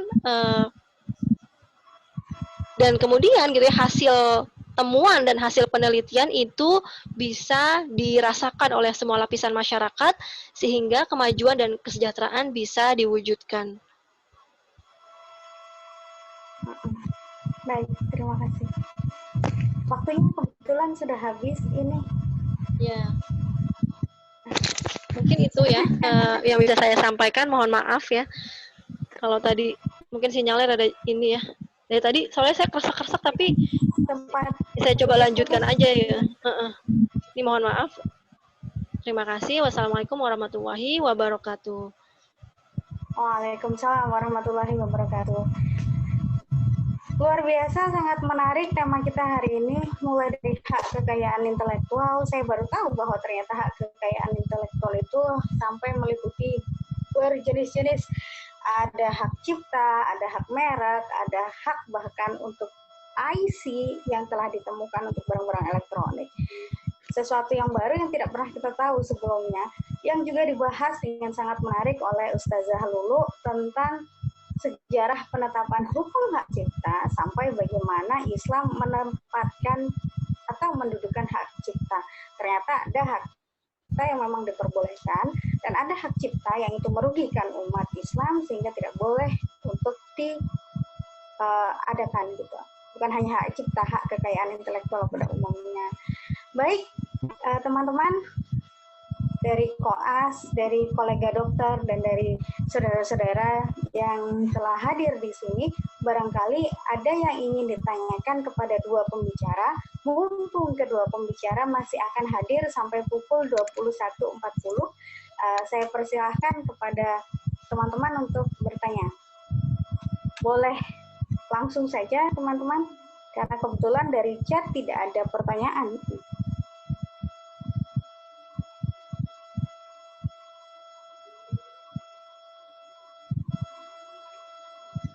Tidak ada yang bertanya? Saya sebetulnya kepengen sekali bertanya kepada Ibu Hajah Dr. Sri Utami terkait dengan vaksin COVID ini. Ini kita mengetahui bahwa vaksin yang saat ini terdaftar di Indonesia hanya Sinovac, dan itu pun sudah dibatalkan, kemudian diproses ulang gitu ya. Pertanyaan saya adalah, Ibu Hajah Sri Utami, apakah hadir di sini? Ya, hadiro. Hadir, alhamdulillah. Ini menarik sekali Bu, karena sempat ada semacam rebutan vaksin gitu ya, karena paten vaksin itu ada di satu negara. Begitu Ibu. Bahwa hanya negara yang memiliki hak paten saja yang bisa memproduksi.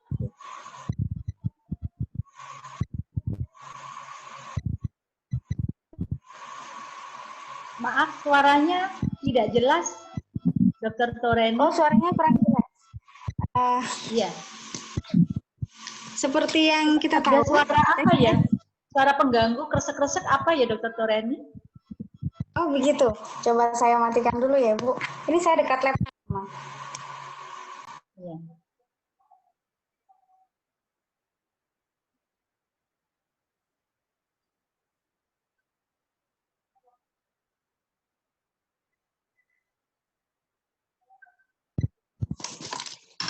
Halo Ibu, sudah cukup jelas? Ya, dicoba Dr. Toreni. Baik, pertanyaan saya adalah, sempat terjadi rebutan vaksin di negara-negara seperti India, Bangladesh, dan Indonesia karena kekhawatiran bahwa vaksin hanya akan diproduksi oleh negara pemegang haki terhadap vaksin ini. Contohnya adalah Sinovac, pemegangnya adalah Cina. Apakah benar bahwa Cina akan menjadi satu-satunya negara yang mampu memproduksi vaksin, dan kita kalau mau memproduksi vaksin semodel dengan Sinovac harus membayar ke Cina untuk mendapatkan hak produksinya, begitu. Cukup ya? Iya, cukup begitu Ibu Itu pertanyaannya. Dr. Toreni. Baik. Sebelum saya menjawab, tadi saya dikatakan aktif sejak 87 ya Dr. Toreni. Tentunya kita aktif belajar sejak di kandungan ya. Kemudian kalau aktif organisasi sejak kecil saya sudah di Ikatan Pelajar Muhammadiyah, Dr. Toreni. Sejak SD bahkan ya sering ikut acara itu, kegiatan Muhammadiyah, drum band dan seterusnya. Juga selama kuliah di Bandung juga ada Masjid Salman IPB, saya membidangi pembinaan anak-anak Salman IPB dan lain-lain. Nah, untuk menjawab pertanyaannya Dr. Toreni terkait dengan vaksin ya, kita langsung fokus ke vaksin untuk COVID-19 ya, begitu ya Dr. Toreni? Ya, Nah, betul Ibu. kira-kira pertanyaannya kalau itu pemiliknya Cina, misalnya pemilik paten ya, dalam hal ini paten ya Dr. Toreni? Paten. Apa? Atau merek? Paten ya. Oh, ada Kalau berapa tadi Bu? sudah saya Paten terangkan. ya? Nah, tentunya ada paten, ada merek, kemungkinan juga ada desainnya, kemungkinan juga ada rezim KI yang lain, ya. Tapi yang tadi kami browsing, yang kami dapat sajikan malam ini adalah merek dan paten. Yang terkait dengan merek itu kita tidak dapat melihat apakah itu vaksin COVID-19 atau bukan. Tapi mereka mendaftarkan tadi kelas 5, yaitu kelas yang berhubungan dengan vaksin. Selain juga ada kelas tadi saya sebut kelas 1 dan kelas 4-2. Kelas 1 itu untuk bahan kimia dan lain-lain tadi, dan kelas 4-2 tadi untuk misalnya yang terkait dengan penelitian. Ya, tadi sudah, atau boleh saya lihatkan slide-nya ya, supaya lebih Boleh Bu. detail ya. Baik, Ya. baik.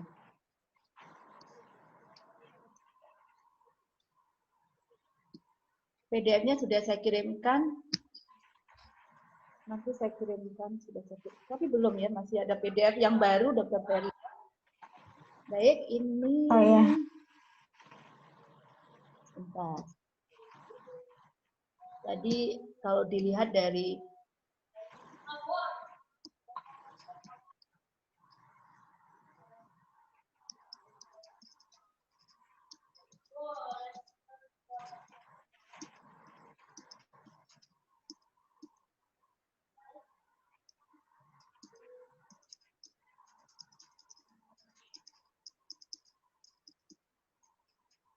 agak lama ya. Agak lama ini pelan dia.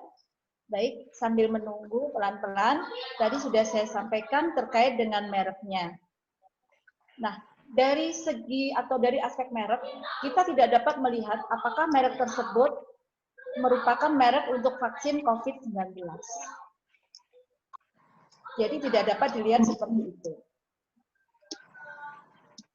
Meskipun banyak sekali ini mereknya ya.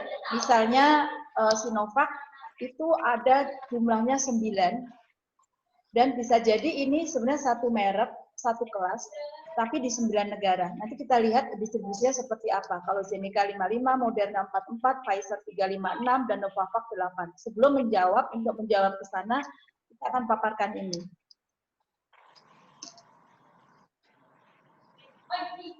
Ya. Contoh Sinovac, tadi ada 9. Tadi sudah saya terangkan, 9 itu ternyata dia daftarkan di WIPO, WO itu WIPO, ya, di mana berarti didaftarkannya melalui jalur atau Madrid Protocol. Kalau di paten nanti dikenal PCT atau Patent Cooperation Treaty, di mana sekali daftar itu sudah kesekian negara yang meratifikasi perjanjian tersebut. Walaupun nanti pada saat akan memperdagangkan di satu negara, maka akan daftar lagi di sana, tetapi masa perlindungannya dihitung dari tanggal pertama kali didaftarkan secara internasional tadi. Nah, ini ada di WIPO, saya harus pakai kacamata rupanya ya. Dan ini statusnya aktif, ya. Kemudian ini Filipina, ini Thailand, Malaysia, Kanada, US, Indonesia, India, dan Meksiko. Nah, yang saya terangkan tadi di Indonesia, ini nomor permohonan mereknya. Jadi, kalau dilihat dari nomor permohonan ini, dan sudah kami browsing tadi, ternyata merek ini tentu ini belum granted, belum mendapatkan sertifikat. Dan ini tadi statusnya kami lihat adalah dicari kembali. Ya. Artinya, dari merek Sinovac terhadap vaksin, itu di Indonesia itu belum ada perlindungannya sebenarnya. Oke, untuk di Indonesia. Ya. Untuk di negara lain, ya saya tidak tahu, kode-kode ini saya harus belajar lebih lama lagi. Tapi intinya, di negara-negara tersebut didaftarkan, bahkan didaftarkan secara internasional, WIPO. Artinya nanti merek tersebut, merek Sinovac, atas suatu vaksin di negara lain di dunia yang meratifikasi Madrid Protocol, nah nanti dilindungi di sana, dan pada saat akan memperdagangkan di sana, maka dia akan daftar di sana, tapi perlindungannya per masa didaftarkan secara internasional tadi. Nah, itu untuk merek ya. Jadi di Indonesia lain, apakah ada merek-merek lain, Zeneca, Moderna, Pfizer, walaupun sampai ratusan tadi, Novavax, itu tidak ada di Indonesia. Nah, namun bukan berarti, nah ini kita bicara merek dulu ya, bukan berarti kalau belum didaftarkan, itu orang dengan bebasnya mendaftarkan. Ini selain kelas untuk vaksin, di sini juga ada kelas, yang saya sebut tadi adalah 1 dan 42. Rupanya ini ada kelas 2, kelas 4, kelas 31, selain kelas 5 tentang vaksin, kelas 39, dan kelas 37. Nanti Bapak Ibu atau para audiens di sini silakan melihat, mendownload dari bgip.go.id, nanti ada klasifikasi merek dari NIST classification, nanti muncul dan audiens dapat melihatnya di sana. Tadi yang saya beri contohnya adalah ketiga kelas tersebut. Nah, dari merek-merek semua itu tadi, ya, yang sejumlah ini ratusan tadi, nah ini itu tidak ada satupun yang terdaftar di Indonesia. Sudah saya lihat, apalagi yang sampai mendapatkan sertifikat dari data tersebut ya. Dari data ini adalah dari data global brand, ya. Goldberg termasuk data internasional yang sangat mumpuni, sangat lengkap di bidang merek secara internasional bahkan ya. Tetapi bukan berarti ini full semua dari sini ya, kita tidak tahu. Jadi simpulannya adalah merek-merek tersebut sampai sekarang, apalagi COVID-19 ya, ini vaksin secara umum saja itu belum ada perlindungan, terutama di Indonesia, sejauh yang kami ketahui dari tabel ini.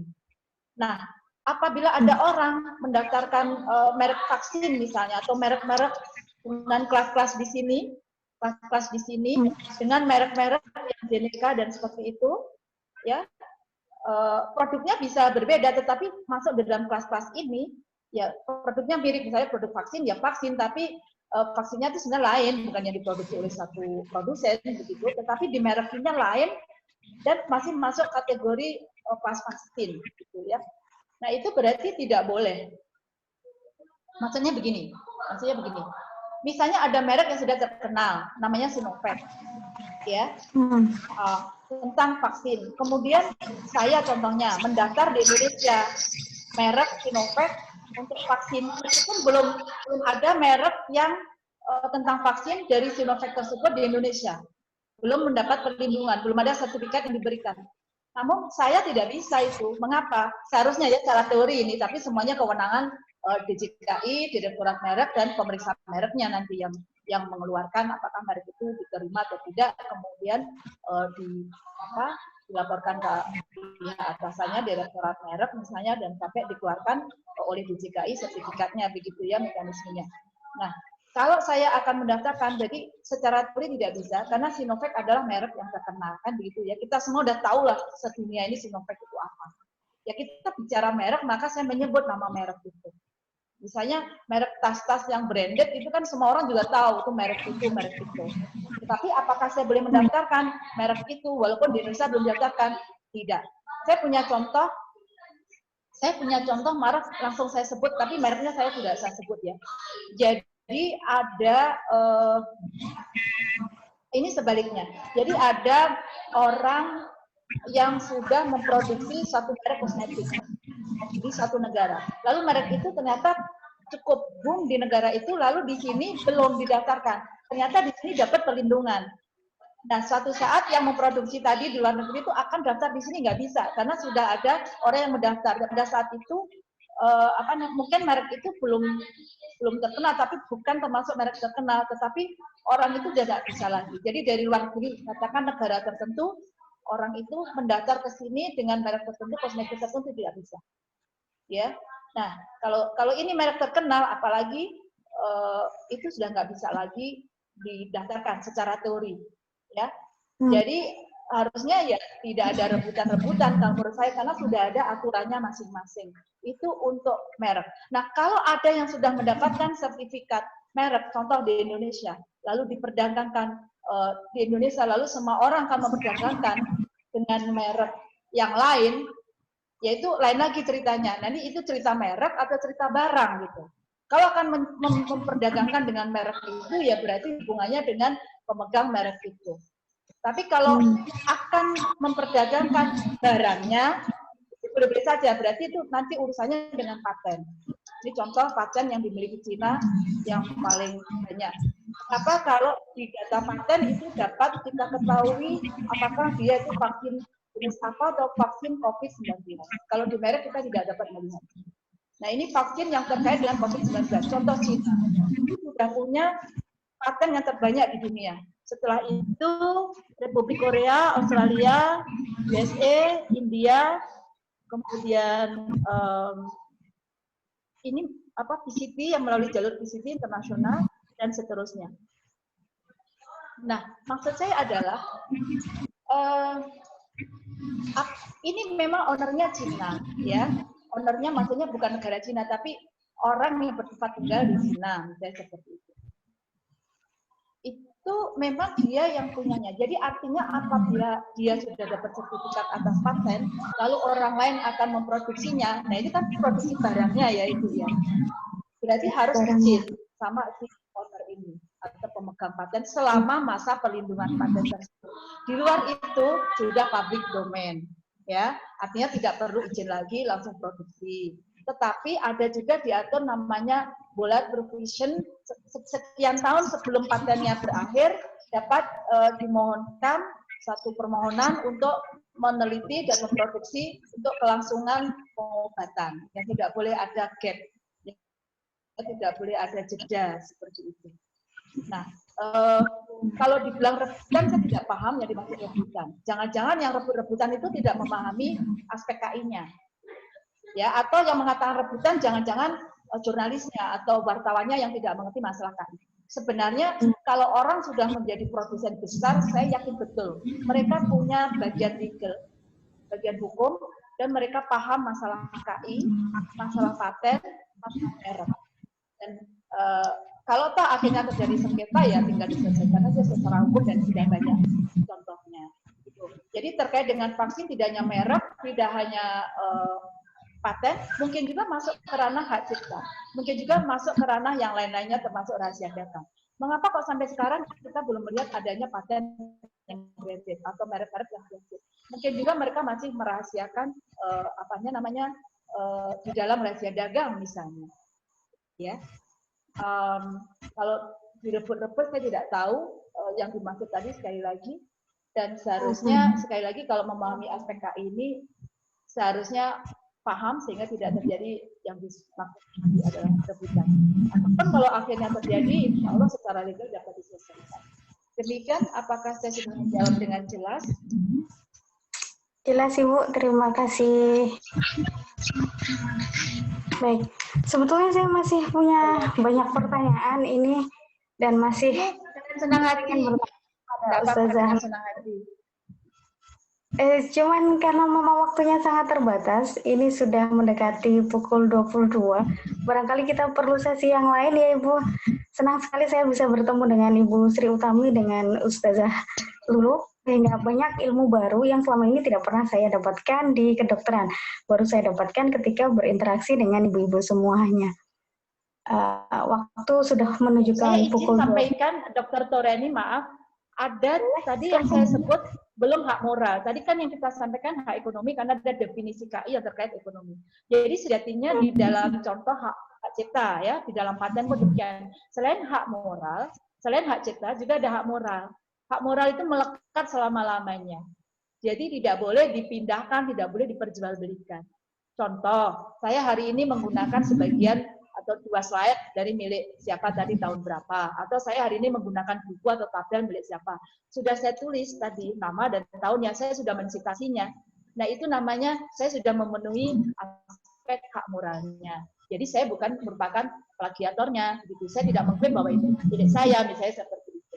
Nah itu cukup dituliskan sitasinya itu sudah memenuhi ketentuan bukan melanggar hak moralnya. Apakah sudah dapat dipahami? Ya, baik. Dapat dipahami Ibu. Jelas sekali. Terima kasih. Iya. Terima kasih Ibu. Waktu sudah menunjukkan pukul 21.40. Sepertinya kita cukupkan dulu ya diskusi kita hari ini. Mudah-mudahan kita bisa bertemu lagi di diskusi-diskusi selanjutnya. Kita akhiri forum kita hari ini. Saya ucapkan banyak terima kasih khususnya kepada Ibu Dr. Hajah Sri Utami yang telah meluangkan waktunya di tengah kesibukannya untuk mengajar kami di sini. Juga kepada Ustazah Lulu yang telah meluangkan waktu tidur baginya untuk menyimak acara hari ini. Juga kepada ibu-ibu dan para hadirin sekalian yang saat ini berkenan menyelesaikan acara hingga ke jam 21.40. Terima kasih atas kehadirannya, terima kasih atas pengorbanannya. Semoga Allah membalas semua kebaikan dan partisipasi dari ibu-ibu semuanya. Kita akhiri dengan doa akhir majelis. Berdoa, dipersilahkan. Astaghfirullahaladzim, astaghfirullahaladzim, astaghfirullahaladzim. Subhanaka Allahumma wa bihamdika asyhadu an la ilaha illa anta astaghfiruka wa atubu ilaik. Saya selaku moderator sekaligus panitia yang bertugas malam ini memohon maaf apabila ada khilaf. Sekian dari kami. Terima kasih. Wassalamualaikum warahmatullahi wabarakatuh. Terima kasih atas kesempatannya. Assalamualaikum warahmatullahi wabarakatuh. Waalaikumsalam warahmatullahi wabarakatuh. Mohon maaf jika ada kesalahan. Sama-sama. Sama-sama. Boleh tanya, monggo. Sama-sama, Ibu. Ibu, saya minta slide-nya boleh, Ibu? Saya tadi sudah, bentar, ini tadi agak lama saya mengirimnya. Yang ini boleh recordingnya di... Sebentar. Nah, ini saya kirimkan ya PDF kepada Dr. Toreni dan Dr. Petria. Silahkan. Ya, sudah diterima. Yang tadi dihapus saja, ini sudah saya perbaiki. Oh, baik, Ibu. Mahasiswa tidak ada yang bertanya ya. Sudah jelas sekali, mungkin sudah pinter-pinter ya. Dr. Toreni Kita luar tadi biasa. Banyak. Saya tuh sebenarnya kepengen tahu tentang ini loh, Bu, hak cipta vaksin. Kenapa kok Indonesia ini sangat lama gitu dalam hal memproduksi vaksin, kemudian melegalkan hak cipta vaksin milik kita sendiri maksudnya? Apakah tidak ada transfer teknologi? Kalau hak cipta atas vaksin itu berarti tulisannya, Dr. Toreni, artikel-artikelnya itu hak ciptanya. Barangnya itu, Bu. Hak cipta, mungkin yang dimaksud paten mungkin ya. Paten. Kalau paten ya berarti prosesnya, metodenya, produknya itu sendiri. Tadi contoh-contoh yang diklaim tadi sudah saya sebutkan. Rangkaian peptidanya. Terusnya tadi sudah saya beri contoh. Tadi ada di PDF ya, di contoh-contoh, walaupun itu belum granted sepertinya, sehingga itu masih dapat berubah. Tapi setidaknya merupakan gambaran, oh hasil penelitiannya ini loh yang diklaim. Jadi bicara paten berarti kita bicara yang diklaim itu apa. Itu Dr. Toreni. Enggak semuanya begitu. Contoh saja kunyit lah, yang gampang. Kunyit sudah dipatenkan. Apanya yang dipatenkan? Senyawa apa, sebagai apa, mungkin itu. Nanti senyawa turunannya yang mana, sebagai apa. Kan ada sebagai anti kanker, apa, sebagai apa, sebagai apa. Jadi masih banyak sekali peluang-peluang untuk mendapatkan paten. Paten atas tempe, katanya sudah menjadi milik siapa, yang berarti tertutup oleh orang lain, kepada orang lain nggak boleh lagi meneliti tentang tempe. Tidak demikian juga. Tempe masih banyak sekali aspek patennya misalnya, ya kan? Prosesnya sehingga TP-nya menjadi seperti apa, itu berbeda dengan paten-paten sebelumnya. Juga batik begitu. Batik misalnya patennya apa saja, misalnya komposisi dari zat-zat atau zat-zat yang digunakannya seperti apa sehingga batiknya menjadi lebih cerah, misalnya seperti itu, batiknya menjadi seperti ini, seperti itu, sampai warnanya seperti apa. Nah, itu komposisi-komposisi itu juga merupakan paten yang baru, merupakan paten lagi. Jadi, do not worry, masih tak terhingga jumlah paten kalau kita memang ingin meneliti, ingin mendapatkan paten. Tidak ada yang mengatakan, ini patennya milik aku, sehingga itu tidak boleh lagi. Enggak, ya tinggal diteliti saja. Perbedaannya di mana, kebaruannya di mana, itu udah paten lagi, begitu Dr. Toreni. Namun kalau melanjutkan paten yang ada, yang itu belum menjadi public domain, masih dalam masa perlindungan, nah itu harus izin. Kan begitu aja. Dan itu tentunya izin itu nggak sekedar izin moral, tapi ada hak ekonominya kalau di dalam masa perlindungan tadi. Begitu. Nah, contoh juga hak cipta atas suatu patung yang sangat terkenal di Indonesia atau di Jakarta. Dan itu menjadi gambar dari suatu atau simbol dari suatu mall besar di Indonesia atau di Jakarta atau hotel. Nah itu juga sudah menjadi satu persengketaan yang nilainya sangat mahal, bisa miliaran, bisa triliunan gitu. Masalah hak cipta atas satu karya seni saja itu, Dr. Toreni. Jadi ya begitu. Intinya kalau kita paham seharusnya kita tidak melanggar. Ya seperti kalau ada orang punya mangga yang mana yang boleh kita petik. Kalau kita paham hukumnya ya berarti kita tidak dikatakan pencuri kan begitu. Ya itu. Nah masalahnya wartawan itu belum tentu paham betul mengenai karya. Tidak hanya wartawan, mungkin juga penegak hukum dan seterusnya. Ya, bahkan si yang produksi sendiri ya. Kalau produsen itu punya bidang legal, punya bidang legalnya IP ya ngerti. Iya Bu. Berarti sebetulnya dalam satu merek vaksin itu ada